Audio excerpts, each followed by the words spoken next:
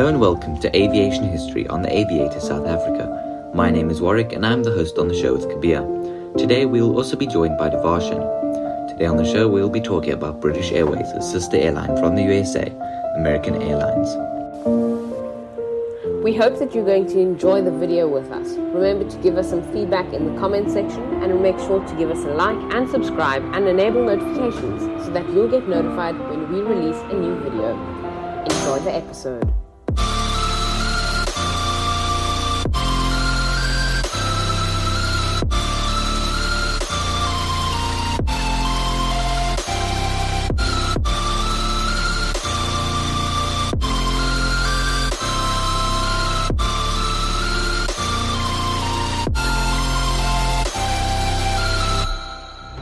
On the morning of 13 March 1967, flight SAA 406, also called the Rietbok, took off from Johannesburg Jan Smuts Airport on a scheduled flight to Port Elizabeth. Little did everybody know that that would be the start of the first mystery in the aviation history of South Africa. The one pilot, he confirmed that he saw the coastline on the left, and then he would have looked forward to see whether he would spot the runway lights. This flight ended in disaster. Join me, Wouter Botha, as I investigate the mysteries surrounding this flight and many others in Flights to Nowhere. 15 April 1926, Charles Lindbergh flew the first American Airlines flight. It was transporting U.S. mail from St. Louis, Missouri to Chicago, Illinois. At the end of 8 years of mail routes, the airline began to form what it is to this day. American founder C.R. Smith worked with Donald Douglas to create the DC-3, the airliner that changed the entire airline industry, switching from mail to passengers. So now we're going to give you a rough timeline of American Airlines so we can see where and how it got to where it is today. On 26 June 1936, American Airlines was the first airline to fly the DC-3 in commercial service, and they flew it to New York from New York to Chicago. On 10 June 1939, American began trading on the New York Stock Exchange, NYSE. In 1945, American started operating with American Overseas Airlines for the first time. In 1946, American established its maintenance and engineering base in Tulsa, Oklahoma. In 1953, American started a non-stop transcontinental service across the US, flying the DC-7. In 1957, American opened the first specialized flight attendant training program at the American Airlines Stewardesses College in Dallas-Fort Worth. And on January 1959, American introduced the Lockheed Electra into their fleet. This was the first US turboprop aircraft. On 3rd December 1964, American Airlines hired Dave Harris, who was the first African-American pilot for a commercial airline. Within January 1970, American merged with Trans-Caribbean Airways. This meant that they could fly Caribbean routes. On the 1st of May 1981, American Airlines introduced AA Advantage. This was the first airline loyalty program. On the 1st of August 1983, America West commenced operations in Tempe, Arizona. On the 1st of November 1984, American introduced the American Eagle regional operation. On the 20th of December 1989, American announced plans to expand its Latin American service with routes from Eastern Airlines. On 27 March 1991, American Airlines celebrated its 1 billionth customer. This was a massive milestone for the airline. On the 1st of July 1997, all American flights became non-smoking. This was happening for most airlines around the world at that time. Following on from American Eagle, the American Eagle franchise is now operated by 3 of these airlines, namely Envoy Air, which was formerly American Eagle Airlines, Piedmont Airlines, and PSA Airlines. They are all wholly owned subsidiaries of the American Airlines Group. American Eagle's largest hub is in Charlotte Douglas International's Concourse E, which operates over 340 flights per day in a non-COVID world, making it the largest express flight operation in the world. On 10 January 2001, American Airlines announced plans to acquire TWA's asset, or Trans World Airline, for that matter. On 11 September 2001, American Airlines Flight 77 sadly lost 92 people, including pilots, flight attendants, and passengers. In the events surrounding the crash into the Twin Towers in New York, this was one of the airline's worst moments in their history. On the 27th of September 2005, US Airways merged with America West. On the 13th of November 2008, American introduced a mobile boarding pass. On the 9th of December 2013, AMR Corporation and US Airways Group officially formed the American Airlines Group. On the 20th of March 2015, American Airlines Group was added to the S&P 500 index. On 7th May 2015, American flew its first revenue flights with the Boeing 787 Dreamliner. On 15th August 2015, American's Robert W. Baker Integrated Operations Center opened in Fort Worth. On 16th October 2015, US Airways flew its last flight, Flight 1939. On 17 October 2015, American and US Airways started operating as one airline with a standardized single-passenger service system. On 15 April 2016, American Airlines celebrated its 90th birthday. And on 17 January 2017, Air Transport World named American Airlines its 2017 Airline of the Year. On 4 September 2019, American retired the last of its MD-80 aircraft after 36 years as a workhorse of the airline's fleet. This was a very sad and emotional moment for the airline. And as COVID-19 battled the aviation sector, American Airlines continued to stand strong and try to continue with their cargo business as well as with their other One World Airlines and sister airline British Airways. And that is the current history of American Airlines. You're listening to the Aviators South Africa in association with African Pilot Magazine.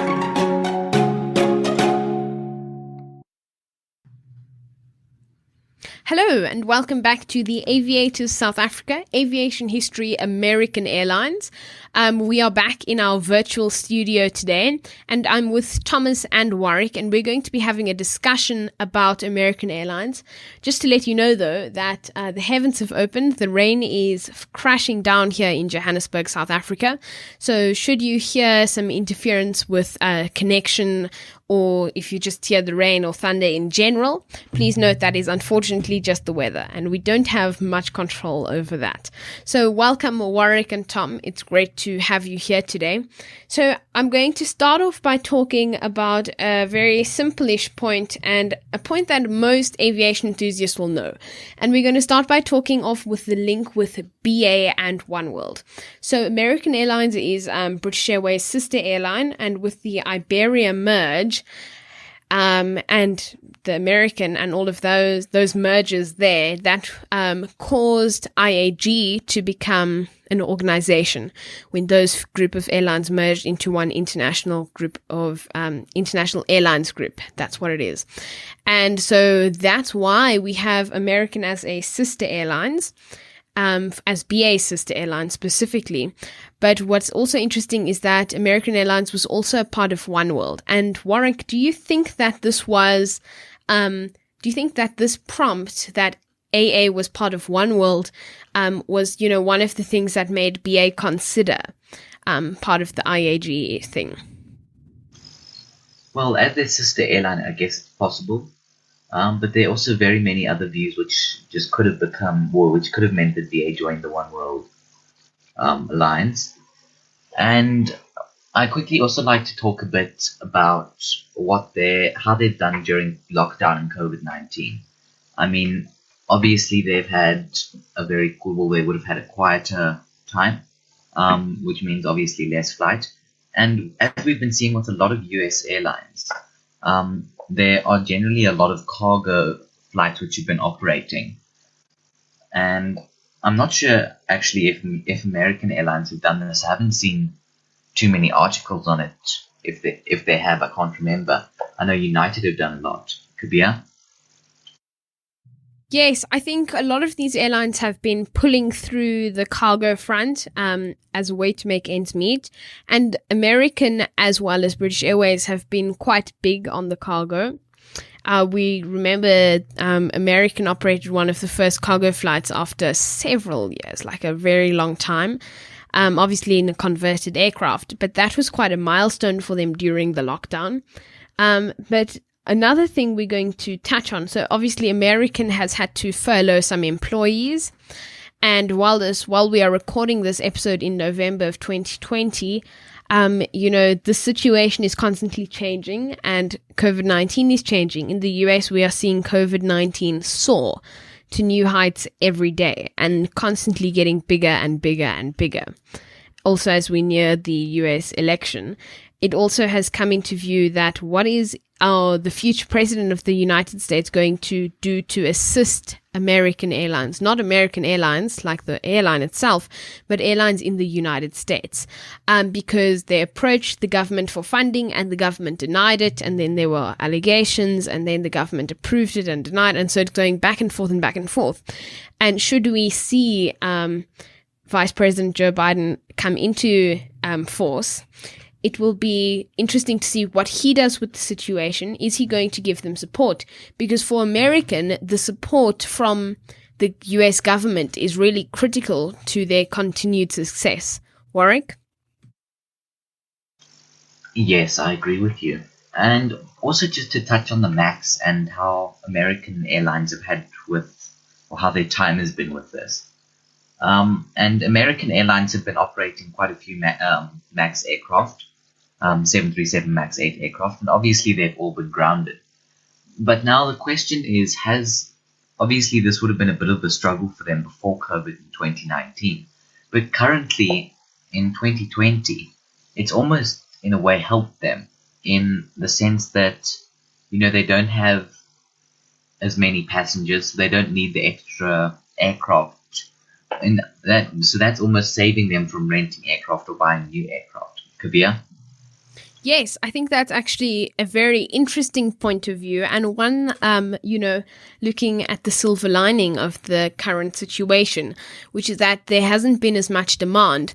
But something interesting that I recently came across was that, I think it was American, if I'm not mistaken, they are looking at allowing customers to look at the MAX. So go to the airport, visit the MAX, look at the changes, go to the cockpit, go inside, look at the outside. And this was an attempt, because the MAX has been approved by the FAA and we have to wait for all the maintenance to be carried out and the final clearance to be given. But this is an attempt that American, as far as I remember, are trying to do to bring the faith in their aircraft back to the customers. Thomas? What I find really interesting about this whole the customers can go see the plane is just, I don't think it's really the right move, considering that a lot of people that will go see it will be kind of, overwhelmed by just the complexity of it, and then will sort of, I think some people might lose their interest in flying just because of knowing how, sort of sophisticated they are, and just they feel nervous to go on that thing because it's bound to fail. So I really don't think that it's really a good plan for American. Well, I mean, there are quite a few views on it. Obviously, that's one. And then some people may be reassured to actually see the complexity, as you were mentioning complexity. Some people may be reassured to see the complexity and not just it's a reasonably simple system.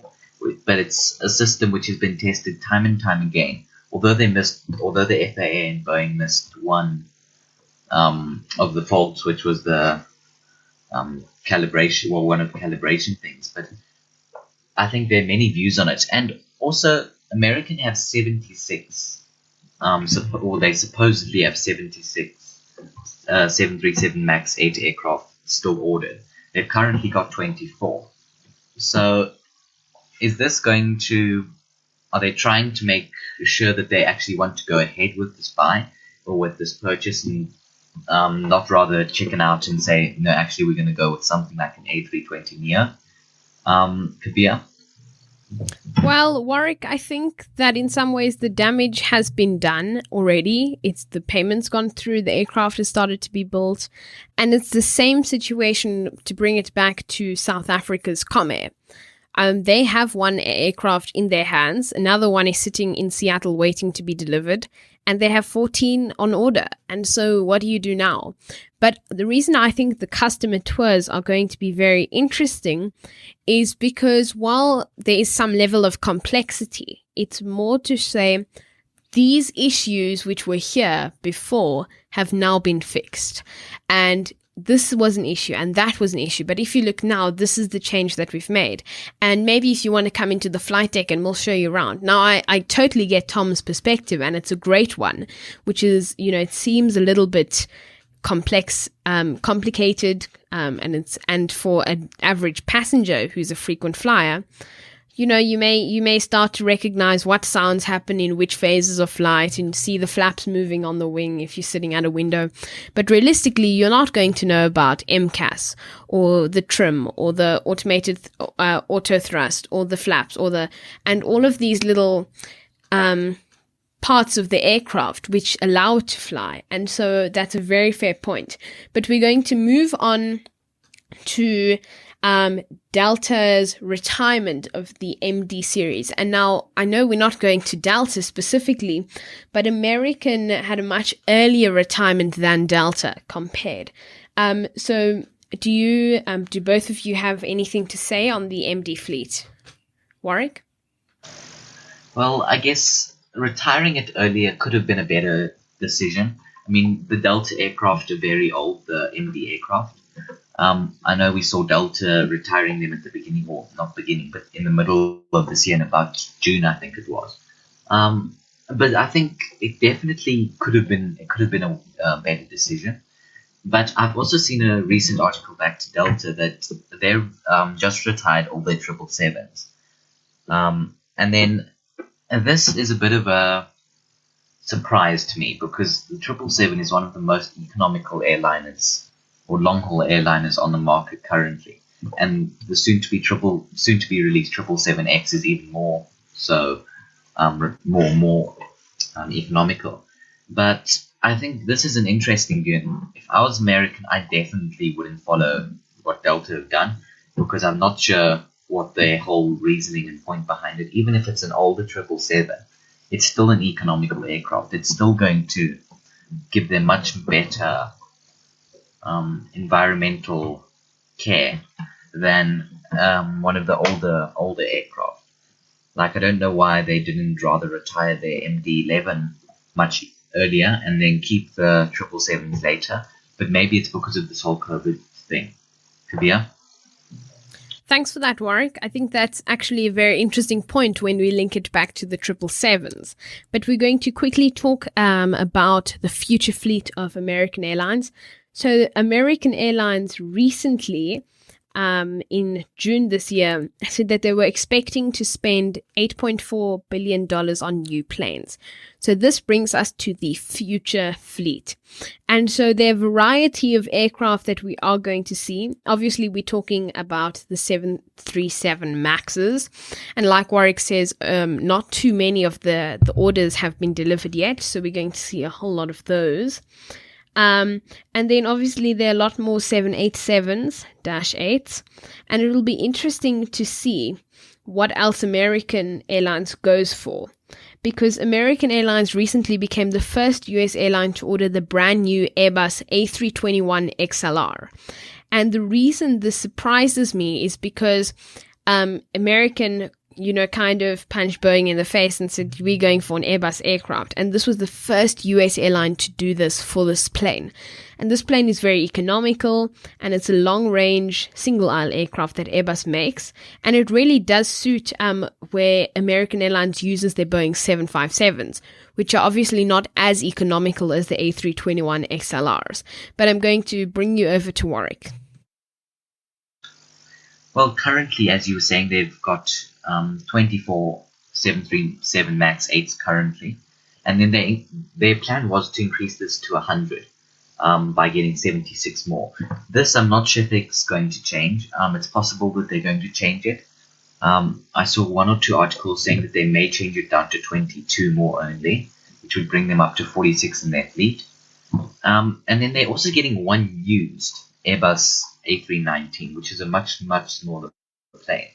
And I'm not exactly sure what they're intending to use this much smaller plane for, because they've also got 18 A321s, and they've all got all of their 737 MAXs, which are on order.